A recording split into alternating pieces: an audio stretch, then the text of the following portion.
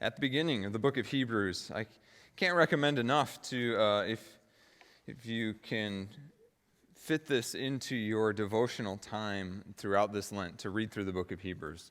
And maybe even read through it a couple times if you're able, because we won't hit everything, obviously. It's a long enough book that we can't make it all the way through, but we are going to start in chapter 1. We're going to hit a little here in another chapter, and then another little bit, and you'll get, I hope, the feel for the scope of the book, and it'll only bless you even more if you can kind of read through it on your own and make that kind of part of your Lent journey. And we start it right at the beginning. And it's important to note, too, how the author of the book of Hebrews begins as well. So keep this in mind. Hebrews chapter 1, the words that will be on the screen. Listen to these words from the book that we love. In the past, God spoke to our ancestors through the prophets at many times and in various ways. But in these last days, he has spoken to us by his Son, whom he appointed heir of all things, and through whom also he made the universe. The Son is the radiance of God's glory and the exact representation of his being, sustaining all things by his powerful word. After he had provided purification for sins, he sat down at the right hand of the Majesty in heaven. So he became as much superior to the angels as the name he has inherited is superior to theirs. This is the word of the Lord. Thanks be to God. So the author of the book of Hebrews just comes right out of the gate with what he wants us to know and what he wanted this letter to mean to his followers. And in fact, you might think of it like if you've ever been in a situation where you had to have some sort of response. There are certain situations where we don't have to have a response. We all get to watch as politicians in particular, right, get asked a question and then they don't really answer it even though people are trying to pin them down. Or you might not be sure what you want to have for dinner, right? You may be one of those people. But there are situations for all of us when you have to respond. And there are often some big things. The first example that came into my mind is when you're on, let's say, a highway, and you're on a busy highway and a car swerves right in front of you. You have to respond. You have to respond. Or when someone tells you some kind of news, right? Tells you a special secret that they have, or tells you that maybe that they're engaged, or they're pregnant, or they got a new job, right? You can't just stand there. I mean, you could. It'd be really awful. But none of us do that, right? So we respond in some sort of way. There has to be a response to something that big. Or when somebody gives us a sort of serious temptation, right? There's a choice placed in front of us. Hey, you got it. You want to do this or this? Do you want it? And there's nothing you can do to escape that, right? And even in those cases, if you do not make a choice, if a car swerves in front of you, not making a choice is a choice. And I think this is what the author of the book of Hebrews wants us to experience right in these first verses. He's confronting us and he's confronting the people he was writing to with this decision that has to be made, or rather, this question that has to be asked. Who is Jesus, really? Because this is how so many people have experienced Jesus throughout the ages. How many of us have experienced Jesus as well? He claims, right, as he lived his life, he claimed to be the Son of God, the Son of Man, that he will rise from the dead and die for our sins. His disciples then worshiped him as God and the resurrected Son of God. And you can't ignore that, right? You can reject it, or you can accept it and try to live that out, but the story and the presence of Jesus, either way, it confronts us with this question. Who is Jesus really? And the opening of the book of Hebrews slams that right in front of us. And if you look through those first 4 verses, this is only 4 verses, and the author says, he is the Son. He is the heir of all things, made the universe, the radiance of God's glory, the exact representation of his being, sustains all things, purified us from sin, sits on the throne of heaven, and is superior to angels. This is how he chooses to begin the book. And the author, and by the way, just as we're beginning the book of Hebrews, the author is a tricky thing with Hebrews. In fact, it's an impossible thing in many ways. There's a lot of the teaching through the book of Hebrews that sounds a lot like if you read the other letters of Paul. There's a lot of teaching from Paul, and so maybe this person was a student of Paul or in that school, but they don't say who they are, like most of the letters in the New Testament. So we don't exactly know. But this person, this author, is confronting us with this because it's not just all those things I just listed that are in these first 4 verses. It's not just a praise of how great Jesus is. It is, but he's saying, this is who Jesus is. What are you going to do with it? You can't ignore it, right? And so it's not just a praise, it's a challenge to you and to me, right? He is, the author, wants to be that car swerving in front of us. Who do you think Jesus is? Really? And so I talked about the author. Well, who is the author talking to? That's something important for us to know as we enter into the book of Hebrews. Well, the author is writing, again, we don't exactly know who he's writing to, but we can tell a lot from as we read through the book. And what we can tell is that these folks were committed Christians. They were almost certainly Jewish. The whole book is based around this idea of how could Jesus be who he claims to be when there's all these other things as part of our faith, the importance of the law and Moses, the importance of angels, and the importance of the sacrificial system and the priests. So what does it mean when we say Jesus is the greatest? These folks were wrestling with this question as Jewish people. They also were people who had started to suffer for their faith, but had maybe stopped progressing in their faith. At least the author is worried about that. The author was worried that they had stopped growing in their knowledge of who Jesus is. They had stopped challenging themselves in that way. And so they needed to learn and to relearn who Jesus is. So the temptation might have been to go back to their original understanding, to go back to their roots, to that safe place. It's hard to keep Jesus on the throne as the greatest amidst all of the other things that pull on us in our lives, and we'll talk about that. But the author here in Hebrews is relentless in showing how going back is not an option. That's just not who Jesus is. That's not the faith they profess. In fact, they're going to find that they're going to need more and more faith. And faith in the truest sense. Because as you know, if you've read through the book, it builds up, and probably the climax of the book is this list where he talks about all these other people in the story of God's people. Moses and Abraham and so many others. And all of them had to rely on faith and faith alone. None of them got to see the fruit of their labor. None of them got to see the end of the story. And so he's saying, and you're in the same position. It's going to take more faith than you've had yet before. Keep growing. Keep expanding. And so Hebrews is challenging us right away, right out of the gate, that we are never done expanding and refining and also just delighting in who Jesus is.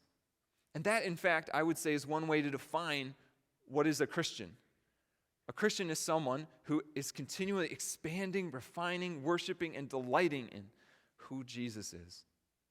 And the person who doesn't change in their view of Jesus, the person who doesn't kind of grow in that relationship, is either someone who doesn't believe that Jesus is these things that Hebrews claims, or it's someone who believes but still has this childhood image that has stayed the same.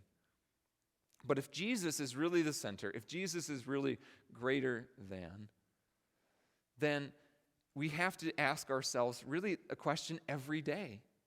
What is the center of my life? What is the center of my universe? And we all have, whether we're a Christian or whether you're here and you're not even sure whether you would label yourself a Christian, all of us as human beings have something at the center. We need that. We do. Something is going to provide a foundation. And it can be many things in some ways. And so we all come with this sort of battle within us. If we're trying to be Christ followers, if we're trying to put Jesus at the center, we come with a battle of trying to make Jesus big enough, right? And to get rid of some of this baggage of all these other things that pull at us to say, no, this needs to be the center. Oh, I need this sort of security. I need this sort of thing in my life. It reminds me in the way of when I work with folks for premarital counseling. There's always these things that each person in the relationship, they always come into it carrying something. And they need to face those things and say, what is at the center of what I think this relationship should be? I remember there was one couple in particular I worked with. that probably stands out the most because we met, and I already knew them both pretty well, but we sat down and met, and it was clear within about the first 15 minutes of us sitting down that we'd already scheduled several more extra meetings. And that doesn't usually happen. I've been lucky so far. And they worked through it and are still married, praise God. But I mean, they had to work through all kinds of stuff. I mean, right within the first couple minutes, there were ways that they used money that were totally different from each other, and they hadn't been fully honest with each other about that stuff. They both had really strong families that were both getting in the way, both because they affected that person and because they were literally trying to get in their business. So so they came with all this stuff, and it was amazing to watch them try to shed some of that stuff to put this relationship at the center. And in many ways, I think that's the process that we all go through, because we all come in with some sort of baggage, right? And sometimes this is the obvious stuff, or what you might call the obvious stuff. What gets in the way of my relationship with God? You might think of somebody who struggles with an addiction, right? And that's maybe one of the more obvious examples, because they have to deal with this thing that becomes all-consuming in their life. And a true addiction will start to affect someone's decisions, their decisions about money, their decisions about relationships. They'll start lying about it to cover up then those other decisions that they're making. They'll rework finances. And so it becomes a whole web for folks. And so many people we know, and some of us have experienced that, right? And we're brought down, and the center becomes that addiction, whether we want it to be or not. But I want to argue, too, a lot of us may not relate to some of that. We may, what baggage am I carrying? I've been a Christian all my life. You carry it too. Because even those good things that we try to do in our lives can sometimes get in the way. And what I mean by that, let me give you an example. When I was working as a camp counselor at Spring Hill, and I may have told this story before, but I was working as an area director. So I was overseeing a group and doing a lot of the teaching for a specific group of high schoolers.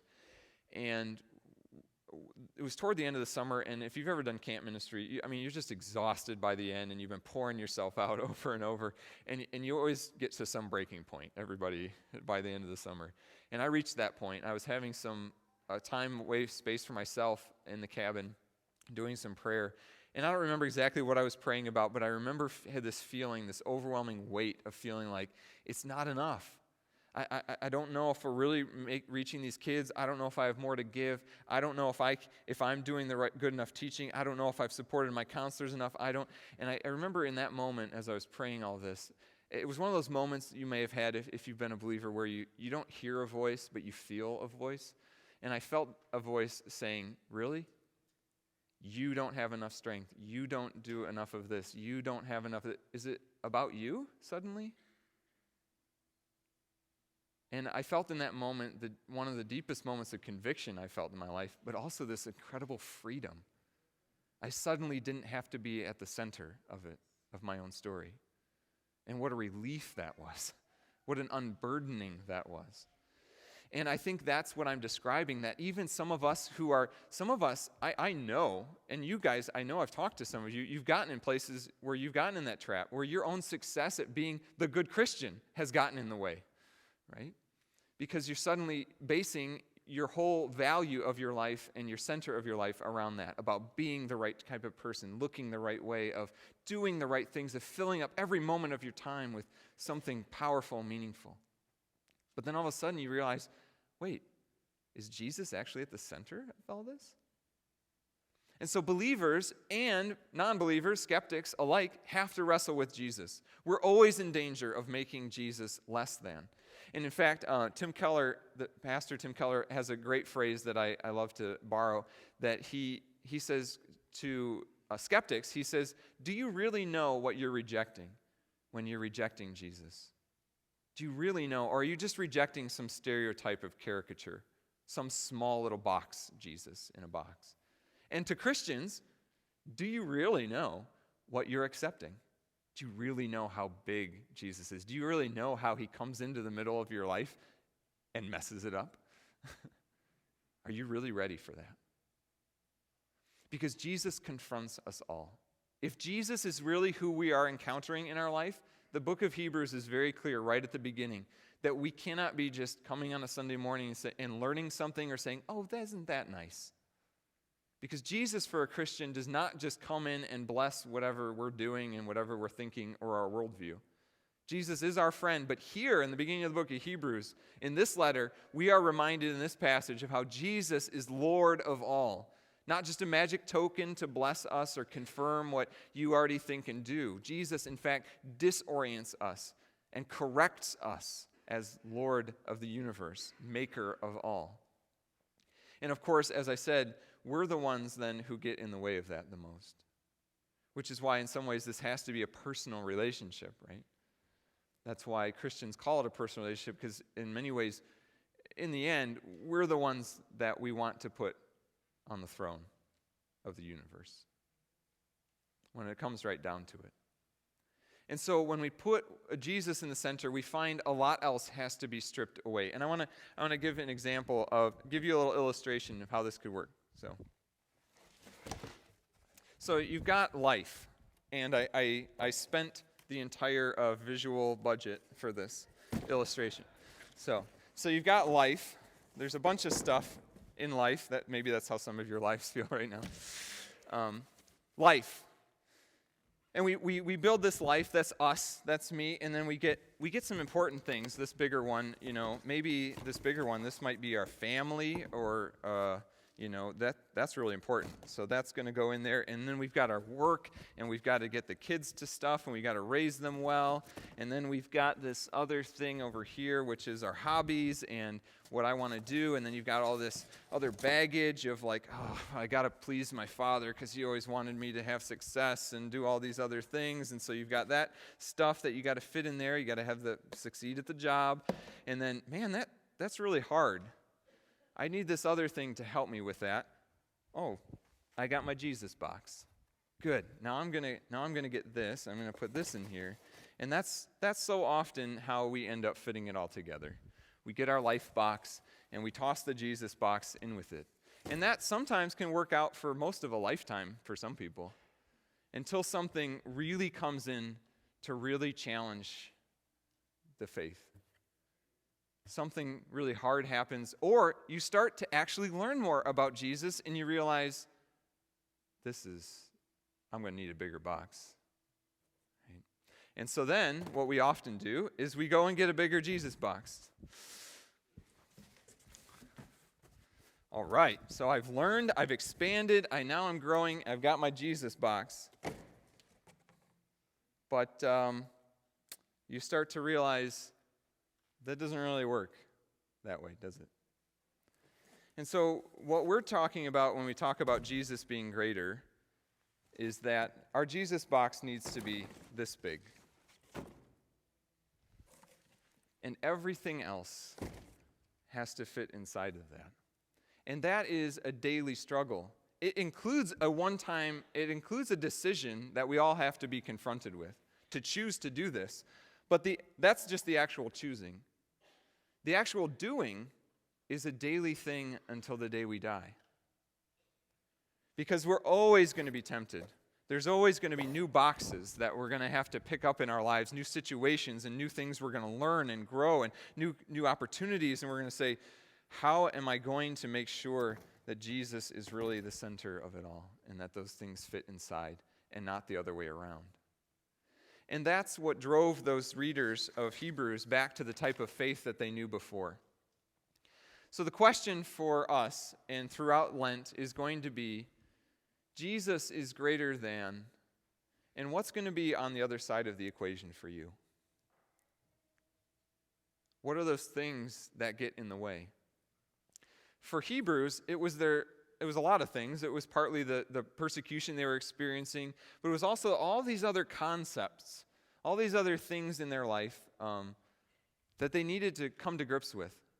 Jesus is so great that he's greater than these things that we're tempted, right, to make greater than him. And what is it going to take for us to do something about that? To put the boxes in a different order? Because, and I want to say this as I wrap up here. It's not just Jesus' power and authority that's not the only reason that a Christian gives everything to Jesus. I've been talking a lot about Jesus being Lord of the universe and sitting on the throne. But it's not just that. It's that all this longing we have in our lives, even the confusion in our lives, it doesn't go away when we come to Jesus, but we find that he is the true center. St. Augustine has the most beautiful phrase about this. He says, "Our hearts are restless until they rest in you." They are restless until they rest in you. And if this is the order of the universe, that's what the author of Hebrews is saying, that the universe is structured differently than you might think. It's not kind of you and everything revolves around you and Jesus is part of that. No, it's Jesus at the center and everything, life itself, right? It's your breath in our lungs. So we pour out our praise. And Hebrews says this so beautifully. It says that Jesus is the fullness of God. The exact representation is the word. The word in Hebrew is where we get the word character from. Character meaning like the heart of something. Jesus is the exact heart of God. If we want to know who God is and where God's heart is, we need look no further than Jesus. So his love and the way of his love and the mystery of the universe is right there in the middle, and it is Jesus. And the other word that I love in this passage is it says, and he is the radiance of God's glory. That word in Greek, it means bursting forth. This sort of light that shines so bright that it shines through all of the cracks in our brokenness, right? This radiance of God's glory, this resplendence. And so it's not just that Jesus is sitting on the throne as maker of the universe. That's true, but it's also that he's beautiful. And his way of life is beautiful and worthy. It's the hope and the promise of an eternal kingdom. It means Jesus is greater than the tragedy that befalls us. Jesus is greater than the ugly divisions that continue to harm us. Jesus is greater than all of the evil in the world. Jesus is greater than your mess. Jesus is greater than your doubt. Jesus is greater than the fear or anxiety that haunts you. Jesus is greater than all these things, and in all of these things that we lament and we cry out and we don't know where else to turn. And so we turn to the one who is the greatest. And it also means that whenever we see a bit of kindness that restores our hope in each other, we know that it's pointing to that greater thing, something greater. When we have a neighbor who helps us in our time of need, or a brother or sister who lays hands on us and prays for us, it is pointing to something greater. When we hear beautiful music or see beautiful art or experience the joy of friendship, it points to something greater. All of it is leading us to something more. The bursting forth resplendence of the kingdom, the very heart of God, and that heart is Jesus. All of us, you and me, you've been running away, turning to so many other things, putting our boxes in the wrong order. We all have done it and continue to do it.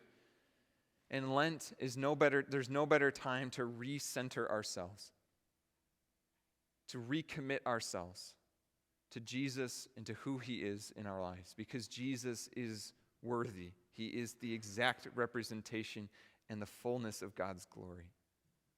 And so our challenge is to start fitting all of this in our lives together the right way. And we find when we do that the maker of all things can fit a lot, can fit our whole lives if we're willing to let him in, and if we're willing to see Jesus as he truly is. And in the church, the place where we have so often seen Jesus as he truly is here at the table. There is, in many ways, no better picture of the fullness and the glory of God, the exact representation of God's character. You want to know God's character, then all you have to do is listen to the words of Jesus. On the night that he was betrayed, he took bread. And after giving thanks, he broke it, and he gave it to his disciples, and he said, "Take and eat. This is my body, broken for you." And in the same way, after supper, he took the cup and he said, "This cup is the new covenant poured out in my blood for the forgiveness of sins. All of you, drink of it." For every time you drink of this cup and you eat this bread, you proclaim Jesus' death until he comes again. You proclaim that Jesus is greater than all those other things. As Mark said in his prayer, we come with guilty hearts and hands. We come with our mess and our brokenness. We come with our joy, and he used the word euphoria. Did you hear that? We come with it all because Jesus can fit it all.